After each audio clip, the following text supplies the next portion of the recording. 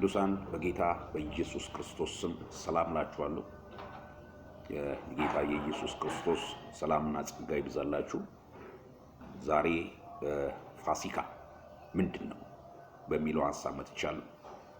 ፋሲካ የሚለው ቃል ፓሳ ከሚለው የግሪክ ቃል የዕብራይስጥ ቃል የመጣ ሲሆን እንግዲህ እስራኤላውያኖች ለ430 ዓመት ከተገዙበት የግብጽ ጽኑ ባርነት እግዚአብሔር ነፃ ሲያወጣቸው ከ10 ተአምራት ድንቆችና ምልክቶች በኋላ የመጨረሻው የፋሲካን ተአምራት አድርጎ ነፃ እንዳወጣቸው በዘጸአት ምዕራፍ 12 ላይ እግዚአብሔር ቃል ይነግረናል። ምክንያቱም ፈርዖን የእስራኤልን ሕዝብ አልለቅም በማለቱ ምክንያት እግዚአብሔር የግብፃውያንን ሟርተኞች፣ ደጋሚዎችና አስማተኞች፣ ጠንቋዮችን ሁሉ የተበቀለበትን ተአምራት ያደረገበትን 10 ተአምራቶችን እንመለከታለን። የመጨረሻው የፋሲካው በግ ታርዶ እስራኤላውያኖች ለአንዴና ለመጨረሻ ጊዜ ከግብፅ የጭቆና ባርነት ከግብፅ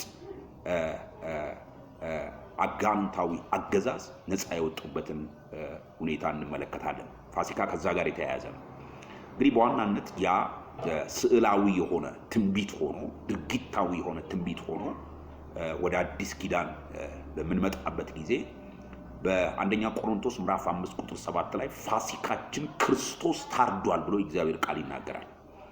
ልክ በፋሲካው ደም በፋሲካው በግ መታረድ በዛ ደም እስራኤላውያኖች በጉበኖቻቸው በቤቶቻቸው መቃኖች ላይ የደሙ ምልክት አድርገው ከሚመጣው መቅሰፍት ከሚመጣው ቁጣ እንደዳኑ መጽሐፍ ቅዱስ በአዲስ ኪዳን ውስጥ በዮሐንስ ወንጌል ምዕራፍ 1 ቁጥር 29 ላይ እነሆ የዓለምን ኃጢአት የሚያስወግድ የእግዚአብሔር እውነተኛው በግ ክርስቶስ እንደሆነ የእግዚአብሔር ቃል ይነግረናል። ጌታችን መድኃኒታችን ኢየሱስ ክርስቶስ እንግዲህ እስራኤላውያን በዛ በፋሲካው በግ ደም ከግብፅ ባርነት ነፃ እንደወጡ እኛም ደግሞ በክርስቶስ ኢየሱስ በእውነተኛው በእግዚአብሔር በግ የዓለምን ኃጢአት ባስወገደው በእግዚአብሔር በግ በመስቀል ላይ ተሰቅሎ ስለኛ ኃጢአት ደሙን ባፈሰሰው በግ በእውነተኛው በግ በእግዚአብሔር በግ በክርስቶስ ኢየሱስ መስዋዕትነት በክርስቶስ ኢየሱስ ሞትና ትንሣኤ ከዓለም ኃጢአት ከዓለም እርኩሰት ከዓለም ክፋት ከሚመጣው በኃጢአት ምክንያት ከሚመጣው ቁጣና ፍርድ ድነናል ማለት ነው።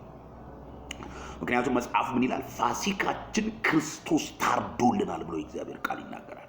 ስለዚህ እያንዳንዱ ሰው በግለሰብ ደረጃ እያንዳንዱ ሰው ክርስቶስ ኢየሱስ እንድታረደለት እንደሞተለት ደሙን እንዳፈሰሰለትና የልጁ የክርስቶስ ኢየሱስ ደም ከኃጢአት ሁሉ ያነጻል በሚለው ቃል መሰረት ያንዳንዱ ሰው ክርስቶስ ኢየሱስ ስለ ኃጢአት ዋጋ እንደከፈለለት አምኖ ቢቀበል ከሚመጣው ቁጣ በዓለም ውስጥ ከሚመጣ ካለው እርኩሰት በዓለም ውስጥ ካለው ኃጢአትና በዓለም ውስጥ ካለው ከማናቸው አይነት አመጻ በዛም ምክንያት መጽሐፍ ቅዱስ ሲናገር እውነትን በአመጽ በሚከለከሉ ሰዎች ላይ እግዚአብሔር ቁጣ ይመጣል ብሎ የእግዚአብሔር ቃል ስለሚናገር ከዛ ቁጣ ሰው መዳን የሚችለው በአንድ መንገድ ብቻ ነው።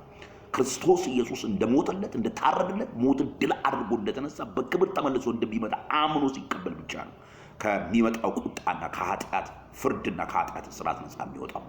ስለዚህ ፋሲካን ስናስብ ፋሲካ ከአመጽ ነፃ የተወጣበት መከራ የታለፈበት ከፍርድ ነፃ የተወጣበት ከሞት ነፃ የተወጣበት ከዲያብሎስ ከሰይጣን ከጨካኙ ከነፍሰ ገዳዩ ባርነት ነፃ የተወጣበት መሆኑን ይህንን እውነት እያሰብን ልናከብረው የሚገባ ይህንን እውነት ደግሞ ላላወቁ ሰዎች በመመስከር ሼር በማድረግ በማካፈል እያሰብን የምንውልበት ቀን እንጂ ፋሲካ የምንሰክርበት እንደ ያለልክ በልተን ያለልክ ጠግበን የምንፋንንበት የምንጨፍርበት የጭፈራ የዝሙት መቀጣጠሪያ የተለያዩ እርኩሰቶችን የማድረጊያ ቀን አይደለም። ስለዚህ እጅግ በጣም ጥልቅ የሆነ መለኮታዊ ትርጉም ያለው ነው ፋሲካ። ስለዚህ ሁላችንም በዚህ መረዳት ውስጥ ሆነን እንድናስበው እንድናከብረው ለሌሎች ሰዎች ደግሞ በኃጢአት በክፋት ጎዳና በጨለማ ውስጥ ላሉ ሰዎች ይህንን እውነት በመግለጥ የክርስቶስ ኢየሱስን አዳኝነት በማሳየት በመግለጥ የፋሲካን ትክክለኛ ትርጉም በመንገር እንድናከብረው በጌታ በኢየሱስ ክርስቶስ ፍቅር አሳስባችኋለሁ። ጌታ ኢየሱስ ይወዳችኋል። ሰላም ሁኑልኝ። ተባረኩ። ወዳችኋለሁ። የጌታ ጸጋ ከእናንተ ጋር ይሁን። አሜን።